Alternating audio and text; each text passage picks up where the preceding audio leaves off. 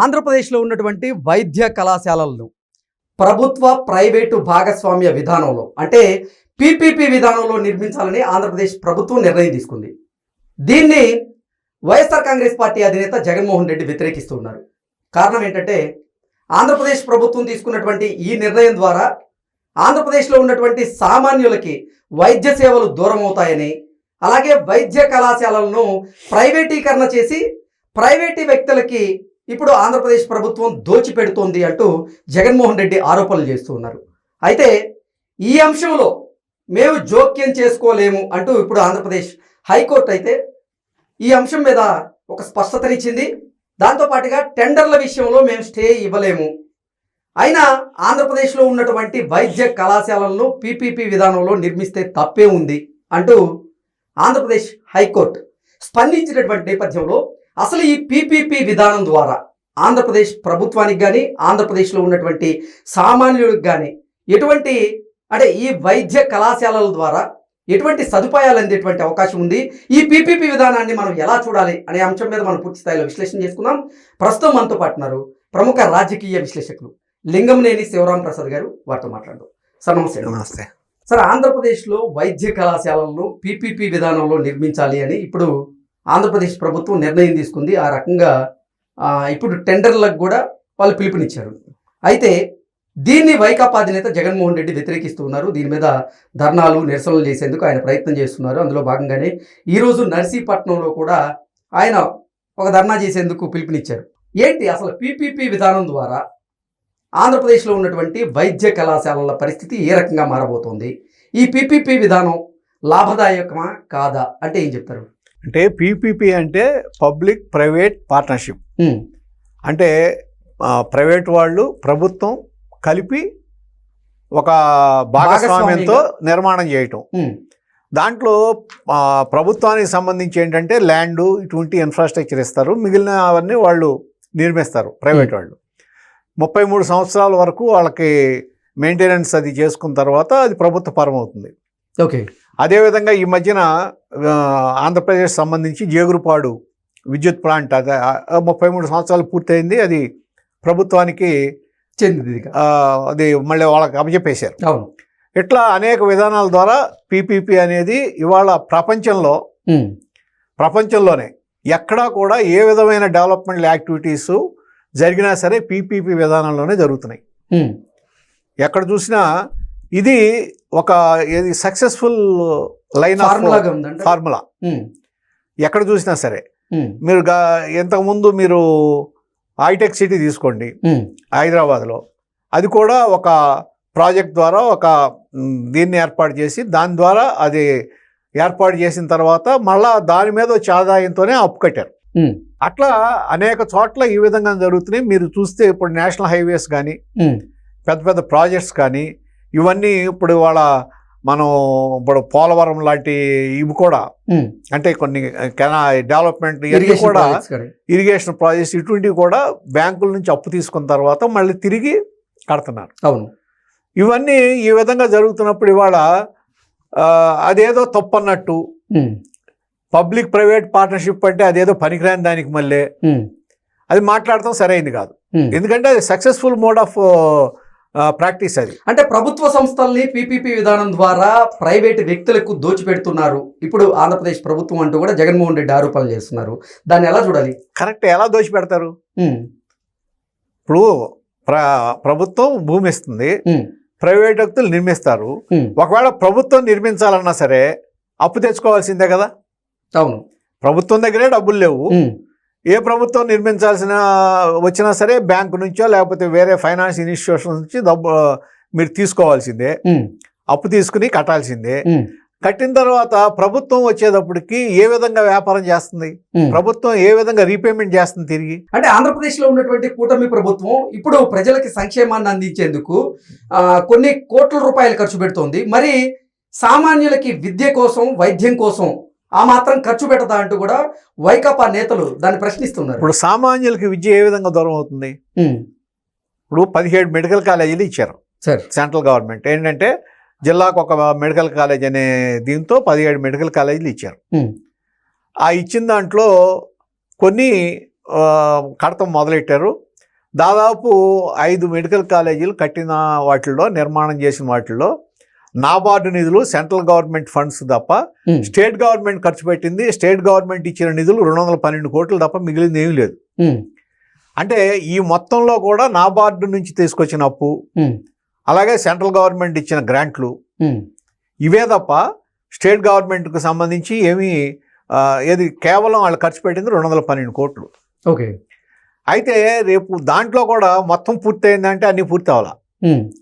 First ఇయర్లో మామూలుగా జరిగినా సరే దానికి జనరల్ హాస్పిటల్స్, దానికి తర్వాత ఇన్ఫ్రాస్ట్రక్చర్ పూర్తి స్థాయిలో నిర్మాణం జరగాలంటే అది సాధ్యం కాదు.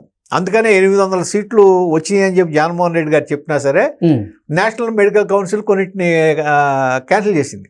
ఓకే. ఏది అక్కడ ఇన్ఫ్రాస్ట్రక్చర్ సరిగ్గా లేదు, సరైన ఫెసిలిటీస్ లేవని క్యాన్సిల్ చేయడం జరిగింది. ఇటువంటిప్పుడు ఇప్పుడు ఆ చేసింది కూడా 8,480 కోట్లు ఖర్చు పెడితే కానీ ఈ మొత్తం ప్రాజెక్ట్స్ పూర్తి అవ్వవు. కానీ జగన్మోహన్ రెడ్డి గారి హయాంలో 5 సంవత్సరాల్లో ఖర్చు పెట్టింది 1,550 కోట్లు మాత్రమే. ఓకే. అంటే ఇంకా దాదాపు 7,000 కోట్లు ఖర్చు పెట్టాలి.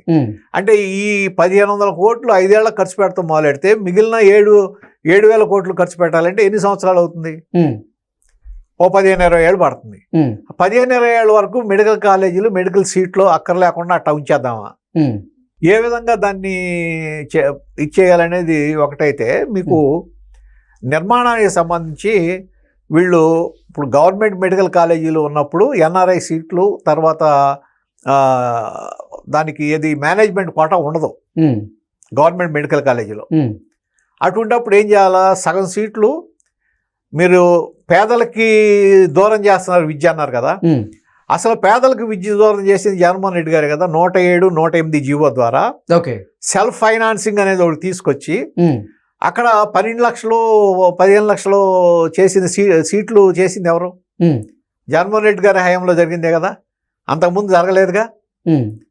మరి ఆ విధంగా మీరే పేదలకి ఆ విద్యను దూరం చేశారు కదా. మరి జగన్మోహన్ రెడ్డి ఎందుకు నైపుణ్యం కలిగినటువంటి విద్యార్థులకు అన్యాయం జరుగుతుందని ఇప్పుడు ఈ పీపీపీ విధానం ద్వారా నైపుణ్యం ఉన్నటువంటి విద్యార్థులు కూడా వారు ఫీజులు కట్టలేనటువంటి పరిస్థితి రాబోతోంది. ఈ పీపీపీ విధానం కనుక అవలంబిస్తే రాబోయేటువంటి రోజుల్లో అన్నీ కూడా అంటే ప్రైవేట్ వ్యక్తులు విద్యార్థుల దగ్గర నుంచి దోచుకునేటువంటి పరిస్థితి ఉంటుంది. కాబట్టి వారు వైద్యానికి అంటే లేకపోతే వైద్య విద్యకు కూడా దూరం అవుతారు అనేటువంటి సంకేతాలు కనపడుతున్నాయి అన్నట్లుగా జగన్మోహన్ రెడ్డి మాట్లాడుతున్నారు. ఇక్కడ ఆంధ్రప్రదేశ్లో 18 గవర్నమెంట్ కాలేజీలు, 20 ప్రైవేట్ కాలేజీలు, ఎయిమ్స్ మొత్తం కలిపితే 6,960 సీట్లు ఉన్నాయి ఇప్పటికి. సార్ రేపు ఈ మొత్తం కనుక పూర్తి అయితే మీకు ఇంకా దాదాపు సీట్లు ఇంకొక 7,000 దాకా 1,700 సీట్లు అంత పెరుగుతాయి. ఓకే. ఏది ఈ 17 కాలేజీలు మొత్తం 17 కాలేజీలు పూర్తి అయితే ఇప్పుడు దీంట్లో ఈ కాలేజీలు పూర్తయిన తర్వాత ఈ పీపీపీ మోడ్లో కూడా మీకు ఏదైతే నీట్ ఉంది కదా, నీట్ నుంచి అడ్మిషన్లు జరుగుతాయి తప్ప ఓపెన్ కేటగిరీలో జరిగే అడ్మిషన్స్ అని నీట్ ద్వారానే జరుగుతాయి. ఓకే. అంటే 50% సీట్లు ఎవరైతే మెరిట్ ఉన్నారో వాళ్ళకే వస్తున్నాయి కదా. మెరిట్ తర్వాత రిజర్వేషన్లు వీటి కింద మీకు వచ్చే సీట్లు ఉన్నాయి. వాళ్ళకి మిగిలిన 42%లోనే ఎన్ఆర్ఐ సీట్లు కానీ మేనేజ్మెంట్ కోట కానీ ఉంటుంది. అటువంటిప్పుడు ఏ విధంగా అన్యాయం జరుగుతుంది? ఓకే. ఇప్పుడు సీట్లలో అధిక ఫీజులు వసూలు చేస్తారు ప్రైవేట్ వాళ్ళు అయితే అని జగన్మోహన్ రెడ్డి ప్రస్తావిస్తున్నారు కదా. అదే ఆ ఫీజు సీలింగ్ ఇప్పుడు 12 లక్షలు చేసింది జగన్మోహన్ రెడ్డి గారు కదా, సెల్ఫ్ ఫైనాన్స్ అని 12 లక్షలు చేశారు కదా. అంటే మీరు మిగిలిన వాళ్ళు సంగతి ఏది ఉన్నవాళ్ళ లేకపోతే ఎన్ఆర్ఐ సీట్లా లేకపోతే డొనేషన్ అనేది లేదు, కానీ సెల్ఫ్ ఫైనాన్స్ అంటే ఆల్మోస్ట్ డొనేషన్ లాంటిదే. వాళ్ళ విషయంలో వదిలేస్తే మీరు ఎవరైతే చెప్పారో ఈ పేదలు, రిజర్వేషన్ కేటగిరీ, తర్వాత మెరిట్, వీళ్ళకి నీట్ ద్వారా న్యాయం జరుగుతుంది కదా. ఓకే. అక్కడ ఈ ప్రైవేట్ కాలేజీ ప్రమేయం ఉంటుంది చేర్చుకోవటంలో. ఇప్పుడు ఇంజనీరింగ్ కాలేజీల్లో ఏ విధంగా అయితే ప్రభుత్వం కోటా ఇచ్చి దాంట్లో నియామకాలు జరుపుతుందో అదేవిధంగా మెడికల్ కాలేజీ కూడా జరుగుతుంది. అటువంటిప్పుడు ఇంకా అన్యాయం ఎక్కడ జరుగుతుంది పేదలకి? ఓకే. మీరు ఏంటంటే ప్రైవేటు అనే మాటని ఒక భూతంగా చూపించడం తప్ప, అదేదో దుర్మార్గం అనే విధంగా చూపించడం తప్ప, ఏ విధంగా అన్యాయం జరుగుతుందో చెప్పాలి. అంటే ఈ వైద్య కళాశాలలో ప్రైవేటీకరణ చేయడం అనేది అసలు అది కాదు అంటారు. ప్రైవేటీకరణ ఎక్కడ జరుగుతుంది? ప్రైవేటు పబ్లిక్ పార్ట్నర్షిప్, అంటే ప్రభుత్వం ప్రైవేటు కలిపి పార్ట్నర్షిప్. అది పూర్తిగా ప్రైవేట్ కాలేజ్ అవ్వదు కదా, అది గవర్నమెంట్ అంటే ప్రభుత్వ ఆధ్వర్యంలో నడిచేటువంటి ఒక ప్రైవేట్ కాలేజ్ లాగా రన్ అవుతుంది అంటారు. అంతే కదా, ప్రభుత్వం వీళ్ళ గవర్నమెంట్ రూల్స్ ప్రకారం రెగ్యులేషన్స్ ప్రకారం నడిచే ప్రైవేట్ కాలేజ్. ప్రైవేట్ కాలేజ్ కూడా కాదు, అది ప్రైవేట్ మేనేజ్మెంట్. ఓకే, అంతే. సీట్ల సర్దుబాటు ఎలా ఉంటుంది? 50% మీకు ఓపెన్ కేటగిరీ, 42% ఉంది, 15% ఎన్ఆర్ఐకి ఇస్తారు, 15% పోను, మిగిలిన దాంట్లో సగం సీట్లు ఓపెన్ కేటగిరీ, ఆ మిగిలిన వాటిలో సెల్ఫ్ ఫైనాన్స్ ఎన్ఆర్ఐలకు వస్తుంది. ఓకే, అంటే ఇక్కడ ఎక్కడా కూడా ఈ విధానంలో ఎక్కడా కూడా ప్రైవేటు వాళ్ళ ఎంట్రీ ఉంది కాబట్టి వాళ్ళు ఏదో డబ్బులు పెట్టారు కాబట్టి మేనేజ్మెంట్ కోటాలో ఇప్పుడు ప్రైవేట్ వ్యక్తులు అధిక ఫీజులు వసూలు చేసేటువంటి పరిస్థితి ఉంటుంది అంటారు. అంటే మేనేజ్మెంట్ కోటా అనేదే ఫీజు వసూలు చేసుకుంటానికి, అంటే ఎవళ్ళైతే ఆ నీట్లో అర్హత కావాల్సినంత విధంగా జరగలేదో, మెరిట్ లేదో, వాళ్ళు దాన్ని వాళ్ళ చదవటం కోసం ఎక్కువ అధిక ఫీజు వసూలు చేసి వాళ్ళకి ఇస్తున్నారు. ఇప్పుడు యాక్చువల్గా ఈ దీంట్లో పీపీపీ మోడ్లో వాళ్ళ మూలనే కదా, వాళ్ళ దగ్గర నుంచి వచ్చిన నిధులతోనే కదా మళ్ళీ అప్పు కట్టేది. ఇప్పుడు ప్రైవేట్ వాళ్ళు కూడా ఎవరి దగ్గర నుంచో అప్పు తీసుకుంటారు, ఏ బ్యాంక్ నుంచో, ఏ ఫైనాన్షియల్ ఇన్స్టిట్యూషన్స్ నుంచి, అవి తిరిగి కట్టేది మళ్ళీ వాటి నుంచే కదా. ఓకే, పైగా ఏంటంటే పేదలకు అన్యాయం జరుగుతుంది అంటున్నారు. ప్రతి మెడికల్ కాలేజీ ఒక జనరల్ హాస్పిటల్ మెయింటైన్ చేయాలి కంపల్సరీగా. ఈ జనరల్ హాస్పిటల్స్ మెయింటైన్ చేసేటప్పుడు మీరు దాదాపు కొత్తగా ఈ మొత్తం మెడికల్ కాలేజ్ వస్తే 8,500 సీట్లు, 8,500 బెడ్స్ వస్తాయి ఎక్స్ట్రా, ఇప్పుడు ఉన్నాయి కాకుండా. 8,500 బెడ్స్లో 70% అంటే 5,950, అంటే దాదాపు 6,000 బెడ్స్ పేదలకు కేటాయించాలి. అంటే పేదలకి న్యాయం జరుగుతుందా, అన్యాయం జరుగుతుందా? ఇది రూలు. ఆ విధంగా జరగాల్సింది. ఎందుకంటే ఇప్పుడు ప్రైవేట్ మెడికల్ కాలేజీలో చూస్తున్నాం మనం, వాళ్లే బస్సులు వేసుకెళ్ళి విలేజెస్లో ఎవరైతే అక్కడ ఈ రోగులు ఉంటారో వాళ్ళని తీసుకొచ్చి వైద్యం చేసి మళ్ళీ తిప్పి పంపిస్తున్న పరిస్థితి కూడా చూస్తున్నాం మనం. ఎందుకంటే అట్లా అయితేనే వాళ్ళకి ఆ గుర్తింపు ఉంటుంది, లేదంటే ఆ గుర్తింపు రాదు వాళ్ళకి. ఈ నేషనల్ మెడికల్ కౌన్సిల్ గుర్తింపులో మీకు వెనకబడిపోతారు. కాబట్టి ఇవన్నీ కండిషన్స్ ఉంటాయి. పేదలకి అన్యాయం జరుగుతుంది అనేది అసలు మాట్లాడటానికి తగిన విషయమే కాదు. అట్లా అనుకుంటే ఇప్పుడు జగన్మోహన్ రెడ్డి గారు వీళ్ళు మాట్లాడుతున్నారు కదా, ప్రైవేట్ అంటే పనికిరాంది అనేది, లేకపోతే కార్పొరేట్ వైద్యం అంటే అదొక బూతులాగా మాట్లాడుతున్నారు కదా. మరి గతంలో వైఎస్ రాజశేఖర రెడ్డి గారు ఆయన ప్రజలకి దేవుళ్లాగా పేదలకి కార్పొరేట్ వైద్యం అందించారు అని చెప్పి ఎందుకు పొగుడుతున్నారు ఆయన్ని మీరు? ఆ రోజున ఆయనకు పేరు వచ్చింది. వైఎస్ఆర్ కాంగ్రెస్ పార్టీ అదే దానికి ఒక పెద్ద దీని కింద చూపిస్తున్నారు. మరి కార్పొరేట్ హాస్పిటల్స్ అనేవి పనికిరానివి అయితే కార్పొరేట్ వైద్యం అందించారనే మాట ఎందుకు అంటున్నారు మీరు? గవర్నమెంట్ హాస్పిటల్లోనే కార్పొరేట్ వైద్యం ఎందుకు అందించలేకపోయారు? ప్రభుత్వ వైద్యశాలలోనే, జనరల్ హాస్పిటల్స్లోనే కార్పొరేట్ వైద్యం ఎందుకు అందించలేదు? దీనికి సమాధానం చెప్పాలి కదా. ప్రైవేట్ది పనికిరాదు అన్నప్పుడు కార్పొరేట్ అది పనికిరాదు, కార్పొరేట్ వైద్యం అనేది ఒక దీని భూతం కింద చూపిస్తున్నప్పుడు అదే కార్పొరేట్ వైద్యం అందించారనే క్రెడిబిలిటీ మీరు ఎలా తీసుకుంటారు? అది తీసుకోకూడదు కదా. దానితో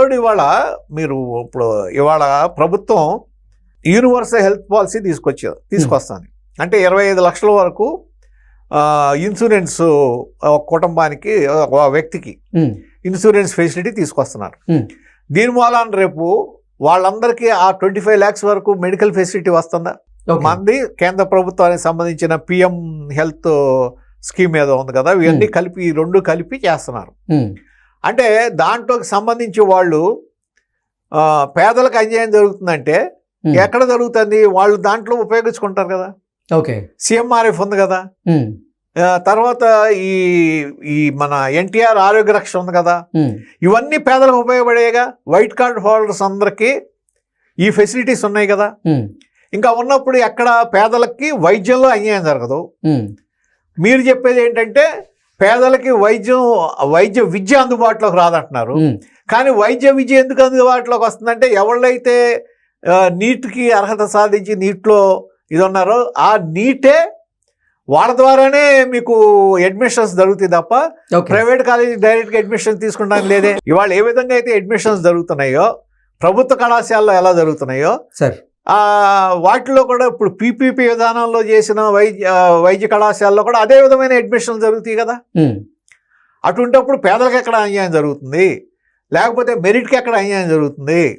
మరి దానికి సమాధానం చెప్పాలి కదా. ఏ విధంగా అన్యాయం జరుగుతుందని చెబితే అప్పుడు ఒప్పుకోవచ్చు.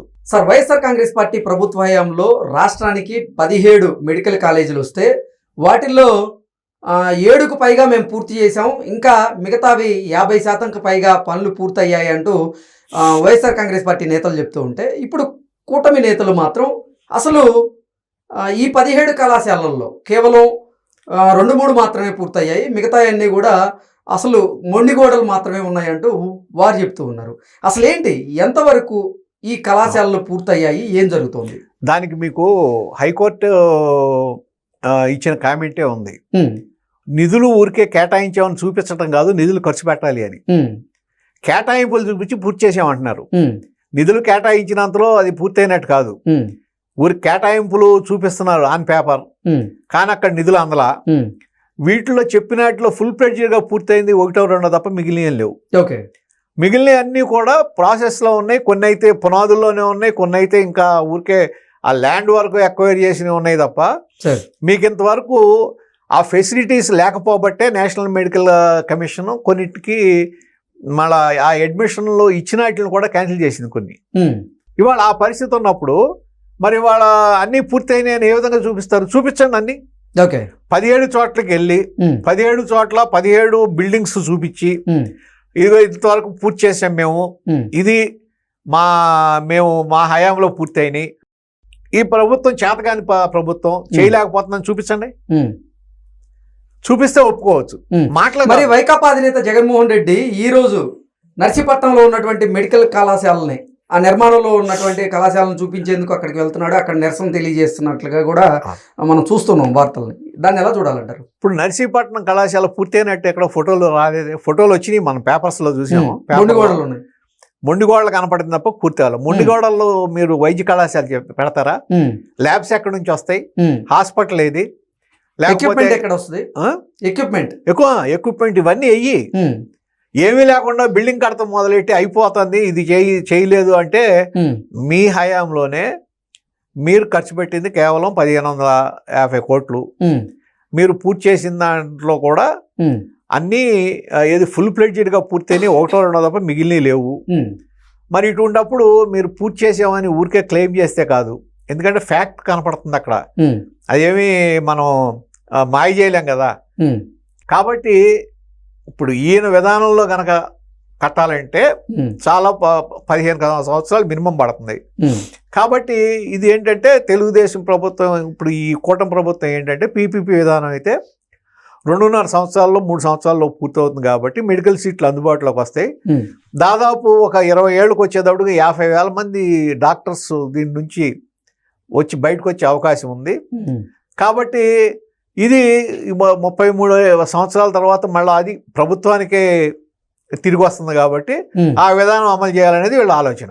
వైద్య కళాశాలను పీపీపీ విధానం ద్వారా ఆంధ్రప్రదేశ్ ప్రభుత్వం ప్రైవేటు వ్యక్తులకి 33 సంవత్సరాలు లీజుకి ఇస్తుంది. ఆ 33 సంవత్సరాల తర్వాత మళ్ళీ ఇంకో 33 సంవత్సరాలు కొనసాగించేటువంటి అవకాశం కూడా ఉంది అంటూ వైకాపా నేతలు ఆరోపణలు చేస్తున్నారు.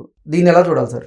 ఏమండి, ఈ సంవత్సరంలో ఈ టర్మ్ తర్వాత వచ్చే సంవత్సరం ఏ గవర్నమెంట్ వస్తుందో కూడా ఎవరో తెలియదు. 33 సంవత్సరాల తర్వాత ఏం జరుగుతుంది ఈ నెల చెప్తారు. 33 సంవత్సరాల తర్వాత అప్పుడు గవర్నమెంట్ ఎట్లుంటుందో, అప్పుడు ఉన్న పరిస్థితులు ఏంటో, ఈ మెయింటైన్ చేసేవాళ్ళు ఆ టైంకి వాళ్ళు ఉంటారా, లేకపోతే వేరే వాళ్ళకి అవజెప్పేస్తారా, ఈ పరిస్థితి ఉంటుంది. అసలు ఒకటి పీపీపీకి వ్యతిరేకం అనుకున్న జగన్మోహన్ రెడ్డి గారు ఆయన పోర్టులు కట్టేటప్పుడు ఇప్పుడు మచిలీపట్నం పోర్టు కానీ గంగవరం పోర్టు వీటిలన్నింటినీ కడుతున్నప్పుడు ఆయన ఏం చెప్పింది, ప్రభుత్వం నిర్మించి ప్రైవేట్ వాళ్ళకి ఇస్తామన్నాడు. అంటే ప్రభుత్వం అప్పు చేసి అప్పడంగా ప్రైవేట్ వాళ్ళకి లాభాలకి ఇస్తారు, మీరు దీన్ని మెయింటైన్ చేసుకోండి అని ఇస్తానన్నారు. మరి ఇవాళ అది ఆ రోజున అది తప్పు కానప్పుడు పోర్టులకి మీరు అప్పు చేసి దాన్ని ఆ నిర్మాణం పూర్తయిన తర్వాత ప్రైవేట్ వాళ్ళకి ఇవ్వటం ఏ విధంగా సబబో చెప్పాలి. ఒకటి, ఇవాళ గవర్నమెంట్ అప్పు చేయకుండా ప్రైవేట్ వాళ్ళకి అప్పచెప్పి ప్రైవేట్ వాళ్ళు వాళ్ళ బాధలు వాళ్ళు పడి ఇన్ఫ్రాస్ట్రక్చర్ తర్వాత ఒక కాలేజీ దానికి ఒక ఇది ఏర్పాటు చేసిన తర్వాత 33 సంవత్సరాల తర్వాత తిరిగి ప్రభుత్వాన్ని స్వాధీనపరుస్తుందంటే ఏ విధంగా తప్పు అవుతుంది? ఇప్పుడు ఇవాళ అనేక ప్రాజెక్టులు అదే విధంగా జరుగుతున్నాయి. ఇప్పుడు మన హైదరాబాద్ మెట్రో ప్రాజెక్టు అంతే, ఈ చాలా ఇన్ఫ్రా ప్రాజెక్ట్స్ ఆ విధంగానే జరుగుతున్నాయి. అట్లాగే జేగురుపాడు థర్మల్ స్టేషన్ అదే విధంగా ఇప్పుడు ప్రభుత్వ పరం అయిపోయింది. ఈ విధంగా ఇప్పుడు అమరావతి కూడా అంతే. ఇప్పుడు అక్కడ ఏం చేస్తున్నారు, మీకు సిఆర్డిఏ వాళ్ళు తీసుకుని సిఆర్డిఏ వాళ్ళు వాళ్ళ ద్వారా మళ్ళా రీపేమెంట్ చేస్తున్నారు. అంటే అదొక స్పెషల్ పర్పస్ వెహికల్ లాగా పెట్టుకుని చేస్తున్నారు అక్కడ. ఇవన్నీ కూడా ఏంటి, పీపీపీ దాంట్లో గవర్నమెంట్ ప్రైవేట్ వాళ్ళు కూడా దాంట్లో పార్ట్నర్షిప్ జరిగితేనే కదా జరిగేది. ఒక్క ప్రభుత్వమే అన్ని చేయగలదా అంటే చేయలేదు. ఇవాళ పద్ధతిలో సాధ్యం కాదు. ప్రైవేటు వ్యక్తులు కూడా వాళ్ళ దాంట్లో ఉంటే వాళ్ళు గనక నిధులు సమకూరిస్తే ఎఫిషియన్సీ పెరుగుతుంది ప్రైవేట్ వాళ్ళ వలన. ఎందుకంటే ఎఫిషియన్సీ పెరుగుతుంది, ఆ ఖర్చులు తగ్గుతాయి. దాని మూలన ఏంటంటే నిర్వహణ రెట్టేపిజం ఉండదు, ప్రభుత్వంలో ఉన్నట్టు రెట్టేపిజం పోతుంది. ఏంటంటే ప్రతిరోజు వాళ్ళు లాభం కోసం పనిచేస్తారు కాబట్టి లాభ నష్టాలు బేరీ చేసుకుని జాగ్రత్తగా నడుపుతారు. ఆ విధంగా జరుగుతున్నప్పుడు అది మెరుగా ఇది మెరుగా అనేది ఆలోచించాలి కదా. ప్రభుత్వం దగ్గర నిధులు లేక ఇవాళ హైకోర్టే కామెంట్ చేసింది, కోర్టు భవనాలే ఏది డబ్బులు లేక నిధులు లేక జరుగుతారు. విజయవాడలో కోర్టు భవనాలు దాదాపు 10 ఏళ్ల నుంచి జరుగుతూనే ఉంది నిర్మాణాలు, ఇంకా అవలా. అంటే అది ఏమవుతుంది, అటువంటి వాటి వలన మీకు సామర్థ్యం తగ్గిపోతుంది. నిధులు తగ్గినప్పుడు అప్పుడు తర్వాత ఇంకొకటి అన్నిటికన్నా ముఖ్యమైనది ఏంటంటే ఈ ప్రైవేట్ గవర్నమెంట్ కాలేజీలు ఉంటే గవర్నమెంట్ కాలేజీల్లో మీకు నైపుణ్యం కలిగిన డాక్టర్స్ రారు, అదొక కొరత. దాని మూలన కూడా ఇబ్బందులు ఏర్పడతాయి. బోధనా సిబ్బంది సరైన వాళ్ళు దొరకరు. ప్రైవేట్ వాళ్ళు ఏంటంటే వాళ్ళు ఎంప్లాయ్ చేసుకుంటారు, డబ్బులు ఎక్కువ ఇచ్చైనా సరే జీతం ఎక్కువ ఇచ్చో తక్కువ ఇచ్చో వాళ్ళ కెపాసిటీని బట్టి వాళ్ళ సామర్థ్యాన్ని బట్టి చేసుకుంటారు. ఇది ఈ విధంగా జరుగుతున్నాడు. అది పాపమని ఏ విధంగా అంటారు, తప్పని ఏ విధంగా అంటారు? ఇప్పుడు వైద్య కళాశాలని పీపీపీ విధానంలో నిర్మించాలని ఆంధ్రప్రదేశ్ ప్రభుత్వం నిర్ణయించిన దాన్ని వ్యతిరేకిస్తూ అమరావతి పునర్నిర్మాణ పనులు శరవేగంగా జరుగుతున్నాయి కదా. మరి అమరావతి ప్రాజెక్టుకు సంబంధించినటువంటి పనులను కూడా పీపీపీ విధానంలో ఎందుకు ఇవ్వరు అంటూ వైకాపా వాళ్ళు ప్రశ్నిస్తూ ఉన్నారు. దీన్ని ఎలా చూడాలి? అంటే వాళ్ళకి పీపీపీ అంటే అర్థం తెలియదు అనుకోవాలి. ఇప్పుడు పీపీపీ విధానంలో పబ్లిక్ ప్రైవేట్ పార్ట్నర్షిప్లో నిర్మించటం కాదు, నిర్మించిన తర్వాత నిర్వహణ కూడా, నిర్వహణ రెండు ప్రైవేట్ వాళ్ళు చేస్తారు. ఒక సర్టెన్ పీరియడ్ అయిన తర్వాత ప్రభుత్వానికి అది స్వాధీనపరుస్తారు. ఇప్పుడు ఇది రాజధాని నిర్మాణం, అమరావతి అంటే రాజధాని నిర్మాణం. ఇప్పుడు దాంట్లో అసెంబ్లీ, సెక్రటేరియట్, అట్లాగే కౌన్సిల్, హైకోర్టు, ఈ బిల్డింగ్స్ అన్నీ ఉంటాయి.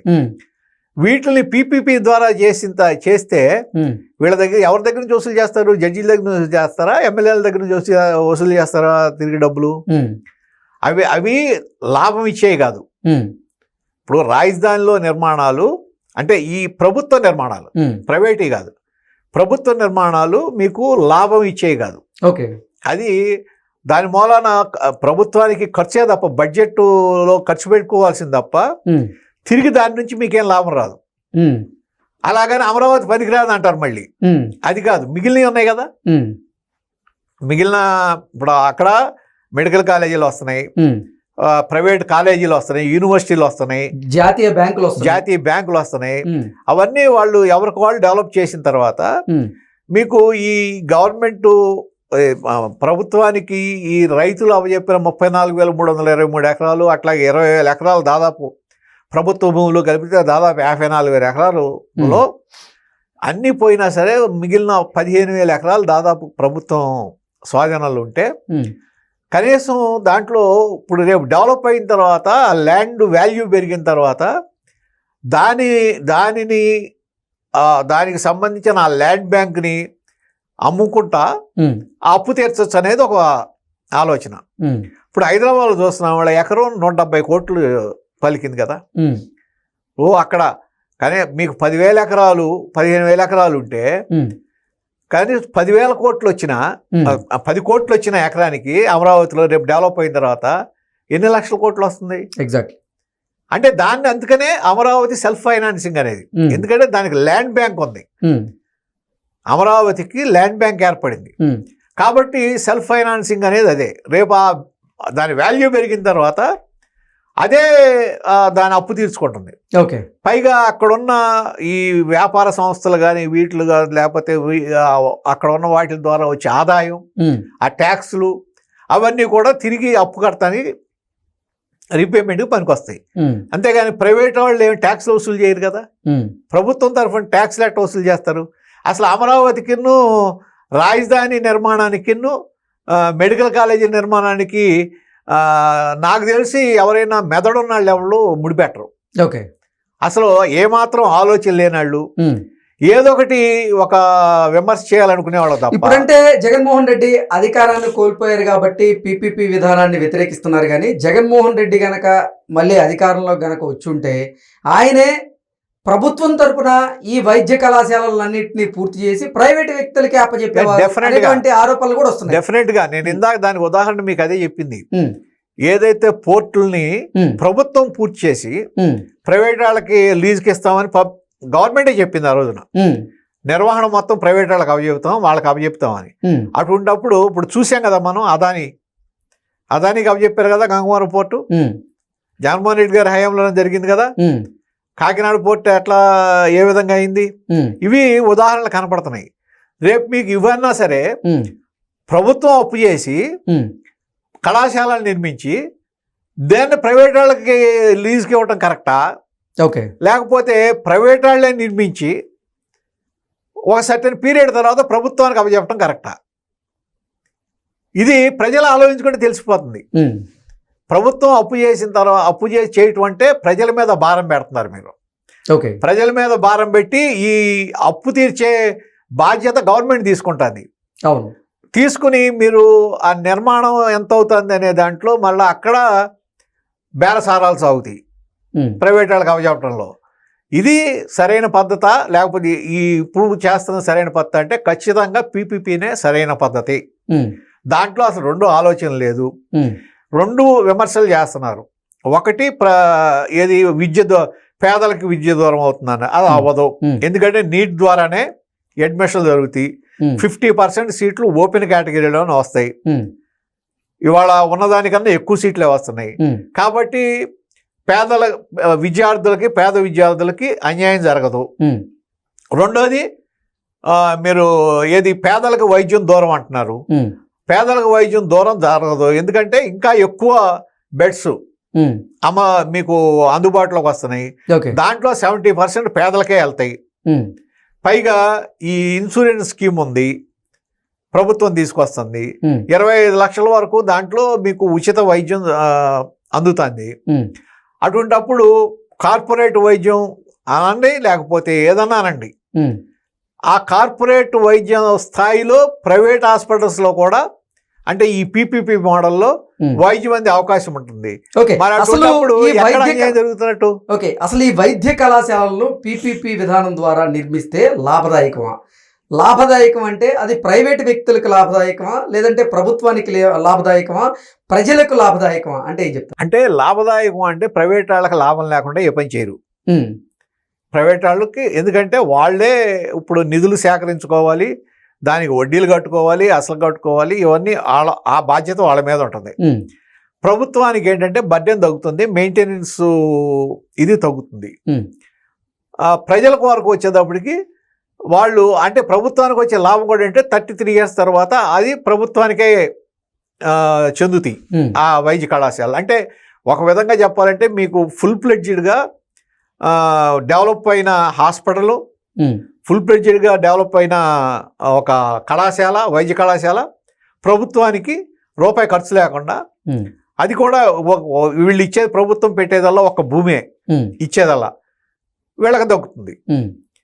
తర్వాత విద్యార్థులకు చూస్తే వాళ్ళకేం అన్యాయం జరగదు, నీట్ ద్వారానే జరుగుతుంది. వాళ్ళకి మెరిట్ ప్రకారమే వాళ్ళకి నైపుణ్యం ఉన్న వాళ్ళకి మెరిట్ ప్రకారమే సీట్లు అలాట్మెంట్ జరుగుతుంది. అదేమి ప్రైవేట్ కళాశాలలు చేయరు. తర్వాత మూడోది పేదలకు వైద్యం అందుతుందా అంటే ఖచ్చితంగా అందుతుంది.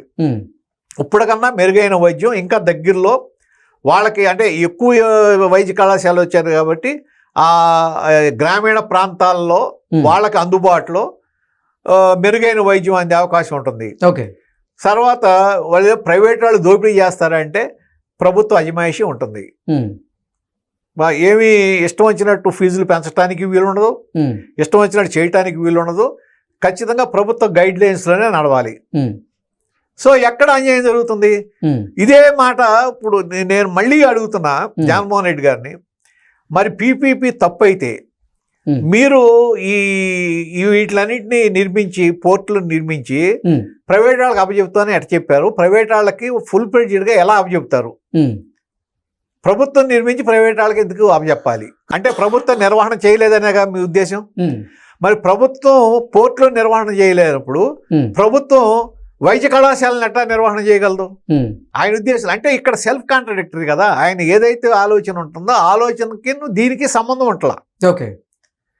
కాబట్టి ఏ విధంగా చూసుకున్నా త్వరగా సీట్లు ఏది వైద్య సంబంధించిన మెడికల్ సీట్లు అందుబాటులోకి రావాలన్నా, తర్వాత మెరుగైన వైద్యం అందాలన్నా, మెరుగైన సౌకర్యాలు ఆరోగ్య సౌకర్యాలు కావాలన్నా ముందు హాస్పిటల్స్ నిర్మాణం జరగాలి.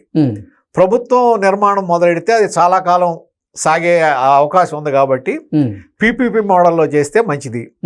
దాంట్లో వీలైనంతగా ప్రభుత్వం చర్యలు తీసుకోవాల్సింది ఏంటంటే పేదలకి ఇంకా మెరుగైన అవకాశాలు ఏ విధంగా ఇవ్వచ్చు, ఎగ్జాక్ట్లీ, లేకపోతే పేదలకి ఇంకా మెరుగైన వైద్యం విద్య ఏ విధంగా అందించవచ్చు అనే దాని మీద ఇంకా ఎక్సర్సైజ్ చేసి దాంట్లో ఇంకొద్దిగా ఇంకా ఏదైనా అవకాశాలు పెంచితే మంచిది. Okay sir, thank you so much.